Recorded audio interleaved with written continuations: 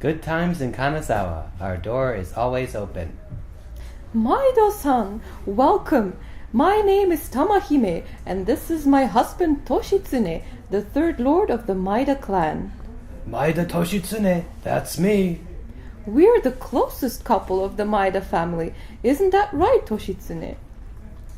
Ah, Kanazawa looks great up from up here by the castle. Makes me want to tell everyone about how it all began. Yeah, that's a good idea. Quick, let's jump into the time machine and travel back in time to discover the origins of Kanazawa. All right, I have a feeling this is going to be a fun trip. To the time machine! First, let me introduce you to the folk tale from which Kanazawa derived its name. There once lived a poor but good-hearted young man called Togoro, who made his living from digging up and selling mountain yams. According to the legend, the roots of the yams Togoro dug up were covered in gold. The brook where Togoro washed off this gold is still to be found in Kenrokuen Garden. This gold brook is what is said to be the origin of the name Kanazawa. Oh, so in the past there was gold in Kanazawa? Yes, that's right. Cool. Say, Toma, I'd like to see what Kanazawa looked like when my father Toshiie came here. Well then, let's travel to the year 1583. To the time machine! Oh! Look, Maida Toshiie is making his way to Kanazawa Castle. This is the era of the Warring States, a very turbulent time in Japanese history. Rulers changed all the time as castles were conquered and lost again. But my father put an end to the constant fighting, and with him, the Maida era began. I myself was not one for fighting. I wouldn't have liked you to go off to war either. My strategy to keep the peace was to put all our efforts into the development of the city and into culture. Why don't we show everyone some of my achievements? There's the Tatsumi Canal, which runs all throughout the city. This canal provides the castle and the city with a water supply that can be used in case fire breaks out. Before we had the canal, the city burned down numerous times. That's true.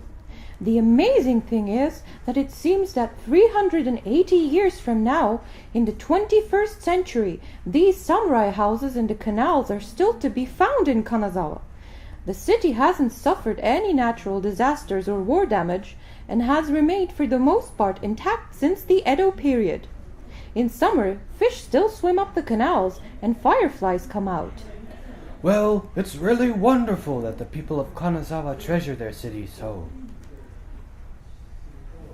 Oh, look at that! What are they doing in the middle of that cold river? They are rinsing freshly painted yuzen silk. How beautiful!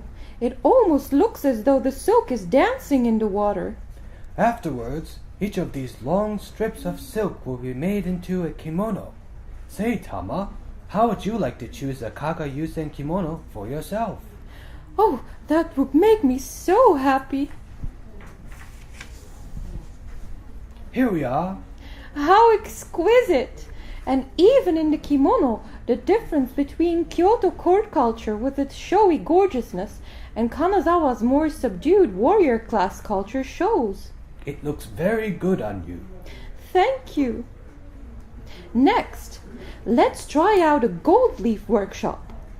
Oh, this gold leaf is so thin, even the slightest breath of air will send it flying. I wonder if this technique will make it to the 21st century. Yes, dear. In the 21st century, Kanazawa still produces about 98% of all gold leaf in Japan.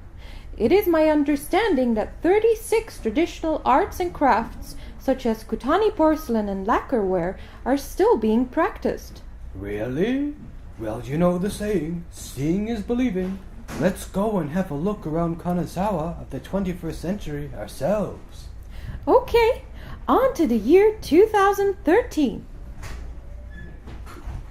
To the time machine! You weren't kidding, Tama. There's gold leaf stuff everywhere. Gold leaf production is what Kanazawa is famous for all over the world. We have left behind a great legacy. It's exciting to see that people in Kanazawa treasure their own style rather than copying others. By the way, what do you think happened to Kenroku Garden? Don't know. Let's go see. What an exquisite garden!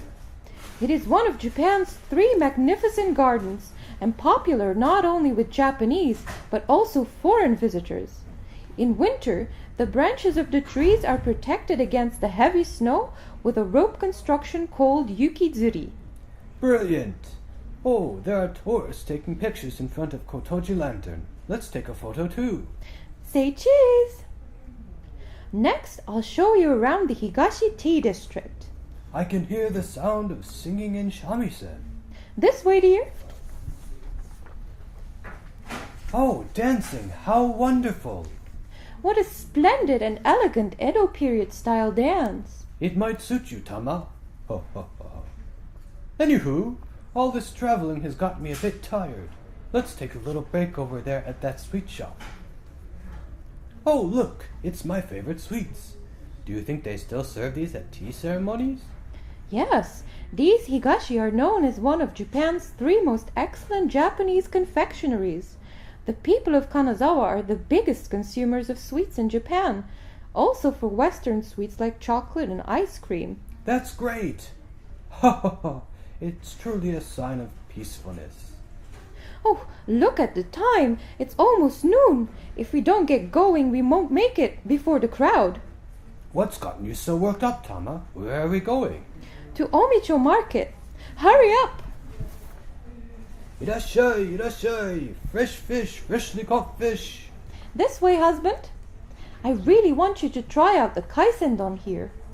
So this is called kaisendon, a rice bowl covered with all sorts of local fresh seafood. There's shrimp and yellowtail. Let's dig right in. Oh, it's so tender and delicious. Since Kanazawa lies right by the sea, we can eat fresh fish all year round. Kanazawa cuisine blends Kanto and Kansai area seasonings. And it really makes the most of the natural flavors of the ingredients. Now that we're full, let me show you one of the hottest attractions in Kanazawa. What do you think this circular building is? It is a considerably large building. Could it be a new castle? No, it's the 21st Century Museum of Contemporary Art. It displays splendid works of art both from Japan and all over the world. And who is that man? That's a bronze statue of the man who measures the clouds. Oh, what a bold thing. Interesting. Such rich imagination. Kanazawa is not only preserving the old, but also bringing in new things, establishing a unique Kanazawa culture. That's attractive in a city.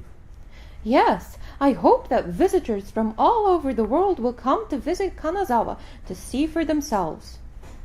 Right then, lastly, let's go check out Kanazawa Station in the year 2015.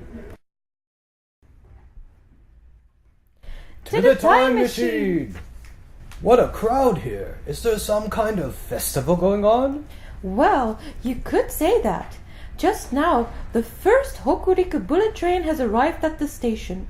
It takes only 2.5 hours to reach Kanazawa from Tokyo. Incredible!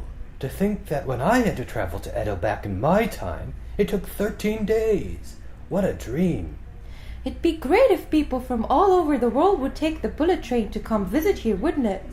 The city that I helped to build has developed greatly and has become a city open to the world. I'm looking forward to see what's coming next. The end.